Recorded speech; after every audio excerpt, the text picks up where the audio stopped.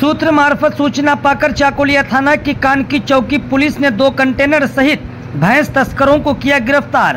दोनों कंटेनरों से 51 भैंस बरामद। मिली जानकारी के अनुसार 2 कंटेनर में कुल 51 भैंस लेकर सिलीगुड़ी की तरफ ले जाया जा रहा था। इसी बीच सूत्र मार्फत पुलिस को सूचना मिली। सूचना पाकर पुलिस ने जब दोनों कंटेनर को कानकी इलाके में रोककर तलाशी की तो दोनों कंटेनर से 51 भैंस बरामद हुआ। इस घटना में दोनों कंटेनर सहित कुल 8 लोगों को गिरफ्तार किया गया। बुधवार को पुलिस ने गिरफ्तार 8 तस्करों को अदालत में पेश किया, जहां अदालत ने 4 तस्करों को 5 दिन की पुलिस रिमांड पर भेजा तो वहीं 4 तस्करों को सीधे जेल भेज दिया। घटना की जांच में जुटी है चाकुलिया थाना की पुलिस। এই কেসে আজকে 8 জনকে ফরওয়ার্ড করা হয়েছে। সারাফত নামে একজন আছে, আরো 7 জনকে, মোট 8 জনকে। তাদের মধ্যে 4 জনের পিসি পেয়ার চেয়েছিল, তো 4 জনের 5 ডেজ পিসি পেয়ার অ্যালাউ হয়েছে, আর বাদ বাকিদের বেল পেয়ার রিজেক্ট হয়েছে।